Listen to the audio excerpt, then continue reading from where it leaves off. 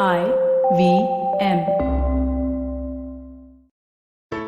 There's a quick survey to fill out on ivmpodcast.com/survey. It lets us know a little bit more about who's listening to us. And you know what? We're going to do a few prizes. So, we'll do a random drawing of maybe 10 people and we will send you all some swag.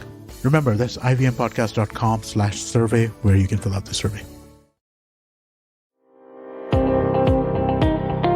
Welcome to All Things Policy, a daily podcast supported by Pragati, a flagship media initiative of the Takshashila Institution. We're a bunch of policy nerds based in Bengaluru, and we like to bring a fresh perspective to Indian affairs and an Indian perspective to global affairs.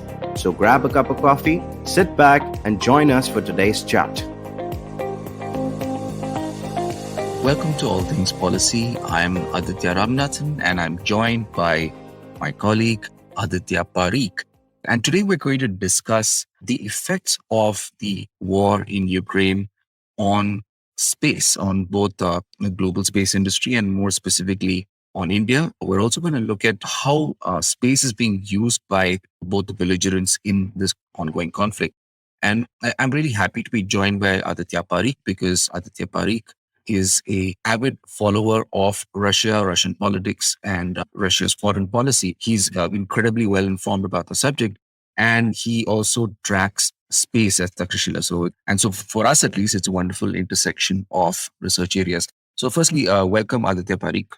Thanks, Aditya. It's great to be here, and thank you so much for your kind words. Hey, let's look at what this war really means for space, okay? Because you and I have written about this every now and then, but it's nice to just bring our thoughts together in one episode of All Things Policy. Firstly, let's just look at, can you talk a bit about the global impact that this war is likely to have? The fact that, for example, there are sanctions on Russia, the fact that, you have physical destruction of sites in Ukraine. What does all this mean for the global space industry?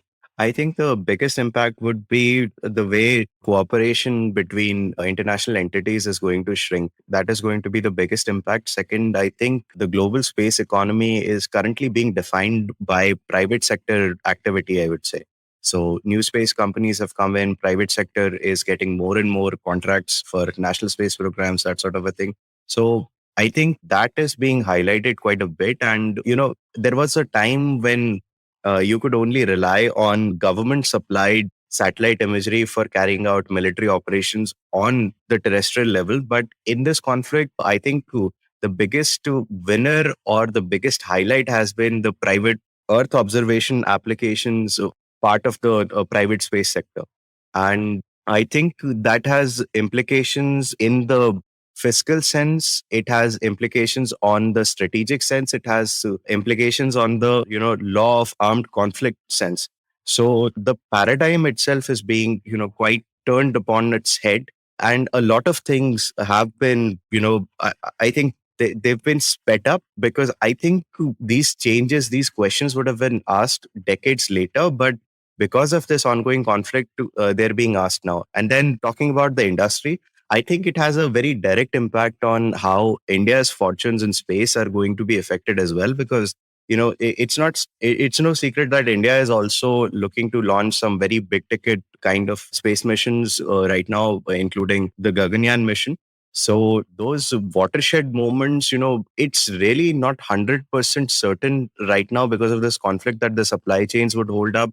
A lot of hardware comes from all around the world, including Russia. And with at least the Gaganyaan mission, Russia is a very important partner for India, and a lot of hardware involved in Gaganyaan mission is going to come from Russia. And it's very uncertain right now that those deliveries would take place on time or not, or there's a lot of ambiguity around it right now. Russia is confident that it would be able to hold up its end in the deals that have been made, but with no certainty of what the military industrial complex and the space industrial complex of Russia would look like after this conflict. So that's really a big uncertainty. So, it really goes to show that how interconnected the world is as far as use of space goes, as far as high-tech cooperation goes. So I think it's a downward kind of a trajectory as far as the globalized space economy that we were used to for the past many decades.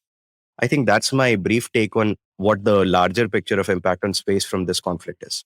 I'd agree with that. I think that we are going to see conscious decoupling, at least between states. And what you will see is you will see more international cooperation, but it's going to be along political lines. So for example, you might see Western nations cooperating more with each other, or at least Western companies in these countries cooperating more with each other. It's possible that we might see a spike or a gradual increase, more likely, in space cooperation between Russia and China. There are also some specific effects that we can talk about. For example, the International Space Station. The fact that Russia is actually crucial to the International Space Station. So you're not likely to see an end to cooperation between NASA and Roscosmos.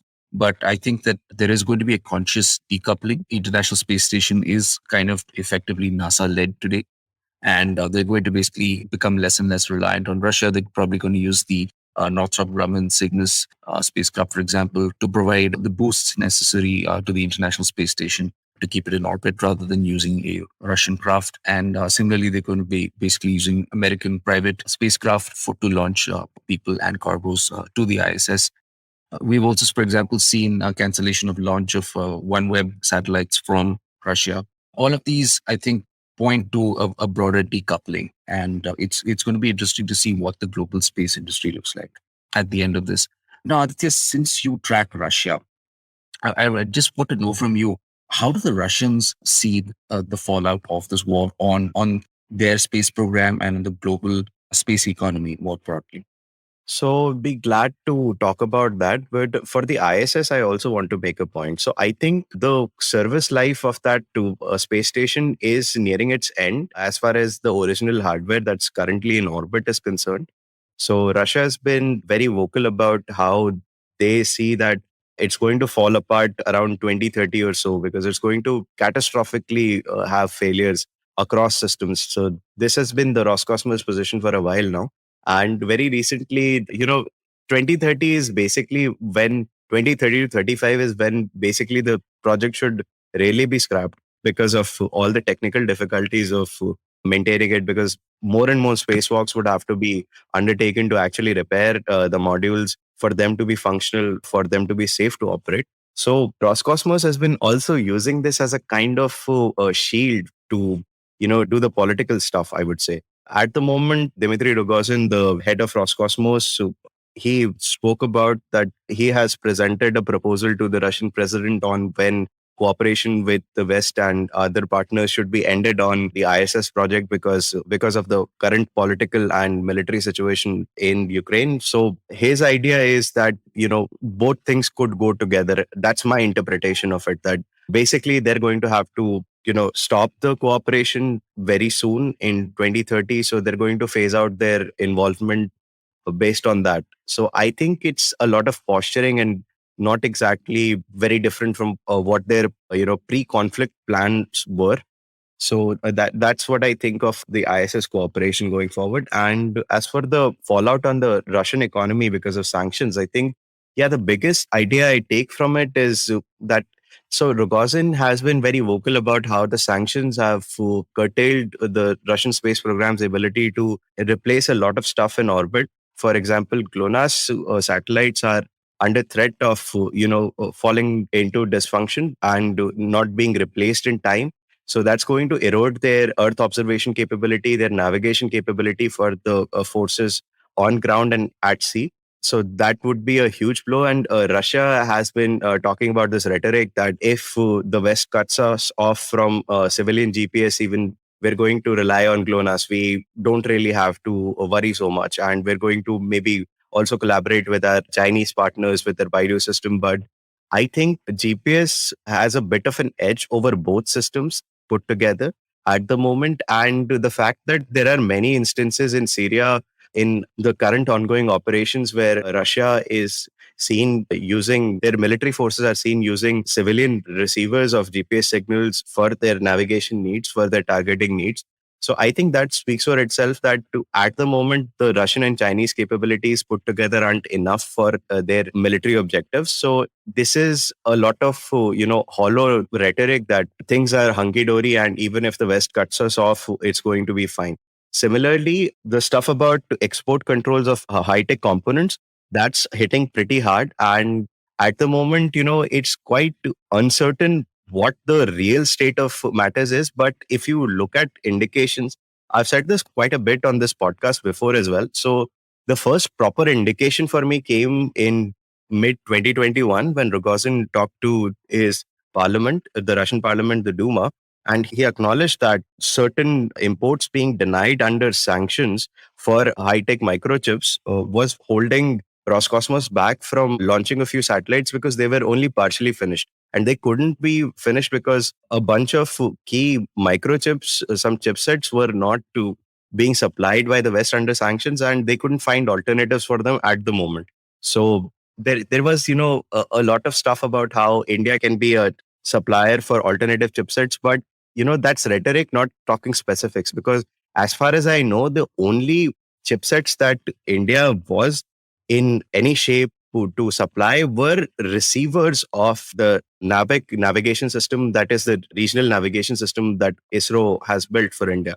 So I don't think that is the kind of chipset that goes into a satellite, which is the problem here that Roscosmos and Dmitry Rogozin were talking about. So I don't think that's a solution to the problem. And it's, I think it's very political that people try to project it as some sort of a replacement for what Russia has lost by kind of decoupling with the West.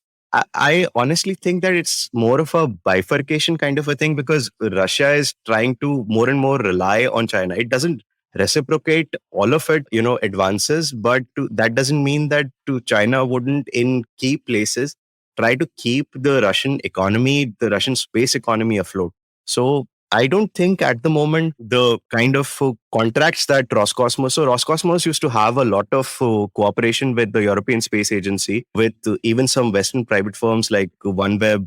So that cooperation has now been scrapped. Even OneWeb satellites, which were due to be launched even in a few days, and the launcher Soyuz was erected in one of the Russian cosmodromes to be launched with those OneWeb satellites. But those satellites were, taken down, and even some flags painted on that rocket were covered up.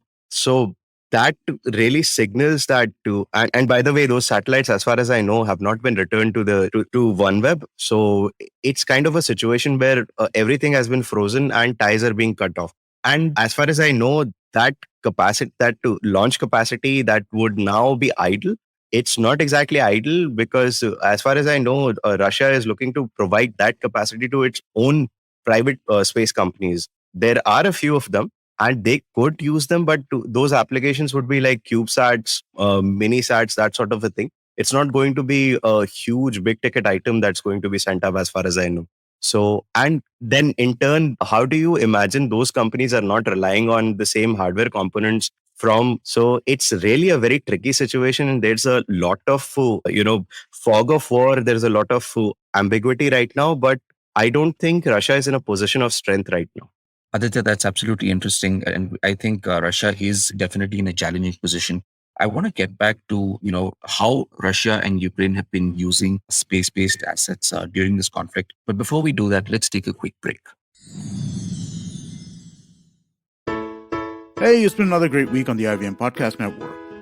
On Think Fast, Varun and Suchita do a rundown of the Zilingo drama and discuss Amazon Prime's show slate. On The Wired Talk, Siddharth and Professor Ashutosh Varshni comment on the rise of communal violence in India. On Big Talk About Tiny Humans, Devi Shobha and Meghna share a 5-step action plan to move away from the habit of yelling at your kids. On All Things Policy, the Takshashila folk discuss how NFTs could revolutionize policies. And on Hans Vani, a cook teaches the art of living to neglected children in the story Bacche or Bawarchi. Do follow us on social media. We're IVM Podcast on Twitter, Facebook, Instagram, and LinkedIn. And remember, if you're following this show or any of our other shows for that matter, please do tell a friend. Word of mouth is one of our biggest, most helpful things you could do for us. We'd really appreciate that. And also, don't forget to rate us on any of the platforms you're listening on. And you can also check us out on YouTube. Go check out ivmpodcast.com/YouTube. You get a list of all of our YouTube channels there. We're also doing a small listener survey to better understand how you respond to our shows and the advertising on the network. We would really appreciate it if you could spare a few minutes to fill it out. It's at ivmpodcast.com/survey. This really helps us build better shows for you. And finally, we'd like to thank our sponsors for this week, SBI Life Insurance, India Water Portal, and Jupiter, a digital banking app. Welcome back to All Things Policy. Now, Aditya, I want to turn to the war itself and how space is being used. Can you run us through some of the highlights of the usage of space during this conflict? We've seen both state-owned assets as well as private sector being entangled in this conflict. Can you tell us how that's worked out? Yeah, so the Ukrainian authorities have been very vocal about private to sat imagery companies who have satellites in orbit like Maxar, etc., who sell that imagery to provide that imagery to Ukraine on a kind of prompto basis because they use it to get intelligence on advancing Russian forces in basically the military operations that they're carrying out. This throws up a very big question, really. And then they also deal with resellers of these satellite imageries, smaller companies who buy imagery in bulk and then sell to very specific applications wherever required. So it's a bit of a mix for the Ukrainian market right now. But as far as I know, majority of the dealing is going towards the war effort, as far as I understand. So the question that this throws up is who is a belligerent in a conflict and who is not. So I think there's been quite a bit of commentary on this because, at the moment, the convention was that private space companies would not be, a part of the conflict. But with Ukraine using satellite-based infrastructure of these private companies to target Russian forces, even if that's not in real time in majority of the cases, as far as we know. So it really throws up the question if Russia would see these private companies as co-belligerents of Ukraine and target their satellites in orbit and other infrastructure. So would that set a precedent? So that really is a question that has not been answered, and thankfully it has not been answered in an affirmative that yes, they would be targeted. Because space debris, once something hits, some kinetic action is taken by Russia. If it's going to destroy one of those satellites, that's going to generate debris and endanger just about any space object that's in the path. And that would draw in neutrals and that sort of a thing. It's very similar to what the argument was in early European wars of the 19th and 20th century, that if you target neutral shipping, who exactly is a belligerent and who's not? Because the same argument with the blockades in those days at sea. So it's kind of similar here as far as international law and the law of armed conflict goes. So you can see this especially with Elon Musk's Starlink, which has provided to internet connections, satellite internet to terminals to Ukraine. And that exchange was between Ukrainian authorities and Elon Musk was public on Twitter. So that really sets a precedent here that a private company has been so a private American individual has been so gung ho about providing aid to a belligerent in an active conflict. And what complicates the matter further is the fact that those satellite internet terminals are not only being used by the Ukrainian forces to just communicate, they've also actually used it to actively target Russian armored forces in the fray right now inside Ukraine. So they've been using these satellite internet connections to communicate with their TB2 Bayraktar drones, which are strike drones. So and a bunch of smaller quadcopters and such drones. But it's really a tricky, thin line to cross there, really, because that would technically put Starlink as one of the keys in the chain of how Ukraine is conducting this conflict, because this is a active strike element of the Ukrainian armed forces, which has cost the Russian forces quite a bit in blood and material on the ground. So how long this would be, this would be ignored by the Russians and they wouldn't target Starlink satellites is kind of a difficult thing. And really, people in the information domain right now, as far as I understand, the actors in the information war domain of this conflict are actually also actively exploiting this gap in what the exact nature of Starlink's involvement is, because there was a fake story floating around very recently about how the Russian ruling party, Единая Russia, United Russia, to which to which President Putin also belongs. So the party in power's website, alleged website, was supposed to post a statement by Dmitry Medvedev, who used to be the Russian president in the near past. He apparently gave a statement according to that fake news that the Russian aerospace forces have been instructed to target Starlink satellites because they've been a key element of the Ukrainian war effort against Russia. So this turned out to be false, absolutely false. And it was a website created around 2004 or so. The Internet Archive, actually, I found this out by seeing how far back that website went. And I was looking for an archive of that. So on Internet Archive Wayback Machine, I actually copy pasted the URL there and found out that it existed since at least 2004. There was a backup from 2004. So this was a very deep information asset that somebody had buried for a long time and they were biding their time and then they used it in this conflict. So it was a fake website. It was a cloned website which had the same content and some fake statements like this. This Dmitry Medvedev one, which had fake facts and was spreading a very dangerous kind of a thing, which could have led to conflict breaking out in space. Okay, all right. I think it's also interesting how GPS has been used during this conflict. Definitely the Ukrainians are using GPS once again to coordinate their military operations, just civilian GPS. And I wouldn't be surprised if the Russians are also dependent on GPS to some extent, both informally and as well as perhaps, for adding course corrections for their munitions, for their platforms and so on. So it's interesting to, that's another form of, weird form of entanglement that occurs in that is occurring in at least this conflict. But I think, Aditya, you bring out, I mean, I think the really important takeaway for us over here is simply how long will space continue to just be a sanctuary? At some point, belligerents and conflicts are going to start challenging the use of space by an adversary. And that could mean not just, for example, spoofing up or jamming back on Earth, but also actually targeting assets up in space. So yeah, I think that's a key lesson that India should take away. This is no longer something theoretical. Now, one final question before we end is how do you see cooperation in space going forward from here? Because we've talked about this kind of decoupling that's likely to occur, but obviously it's very difficult for states to go it alone. So, what is the future of space cooperation over the coming years?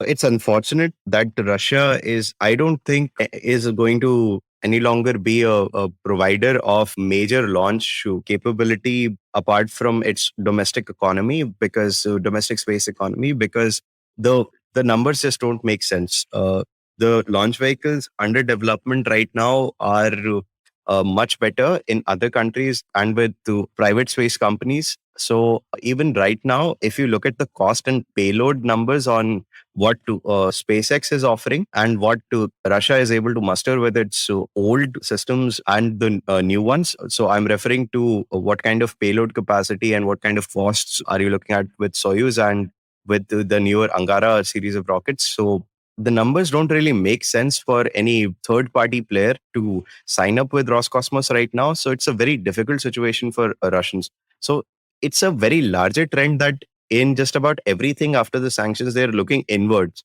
So, it's the same kind of Atmanirbharta kind of a thing that we saw during the COVID times, during the initial lockdowns, but on steroids, on, as we say in Takshashila, 10x. So at the moment, they're thinking in terms of finding domestic alternatives for everything.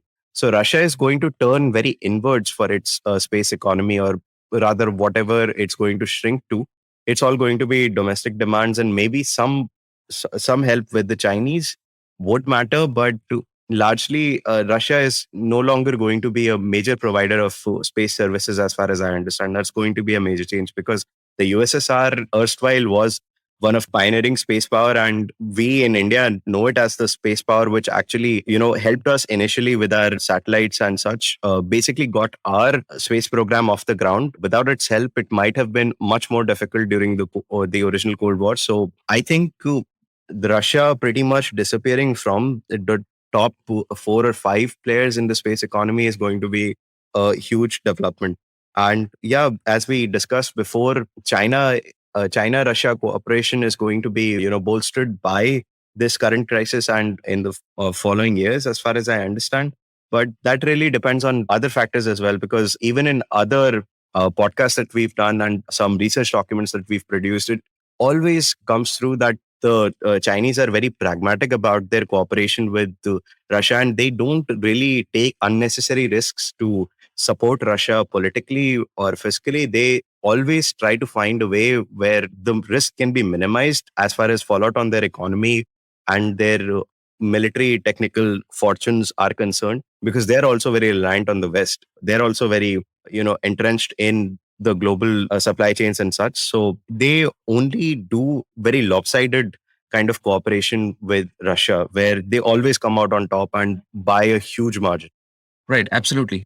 I think in summary, what we're likely to see is both, along with the decoupling, is weird forms of cooperation that are implicit or indirect, because it's very hard to completely decouple in space, in reality. Of course, these states are also going to have to continue to talk to each other about space security, basically. What do we do about ASAT tests, responsible behavior in space, and so on. So we're likely to see, a weird combination of conflict and cooperation, or at least decoupling and cooperation in the years ahead.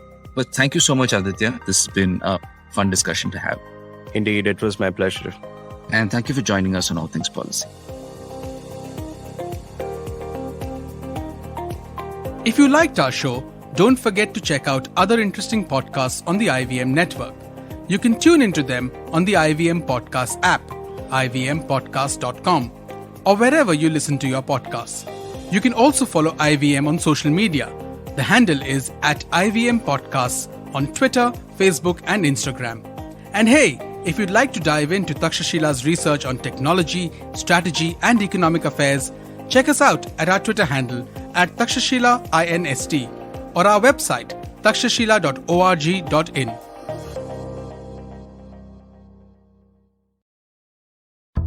Ladies, I'm sure you will relate to it if I say that we are constantly busy with work, studies, cooking, and what not. And amidst all of this, we often forget an important element that needs our desperate attention: finance. So here we are, bringing to you SBI Life presents A Sip of Finance, a women-exclusive podcast where we will teach you how to manage personal finances in a simple and straightforward way with your host, Priyanka Acharya, a finance expert who's been in the industry for 14 plus years.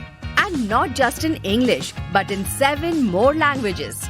So tune in every Tuesday for fresh episodes on the IVM Podcast Network and all major podcast streaming platforms. Working Monday to Friday glued to your chair making you feel dull? Worry not. Get your 5-minute weekly dose of travel around the world with postcards from nowhere. Join me every Thursday as I explore the strange, obscure, and fascinating parts of the world and bring out facets of travel you may not have thought of before. You can find us on the IVM Podcast app, website, or wherever you get your podcast from.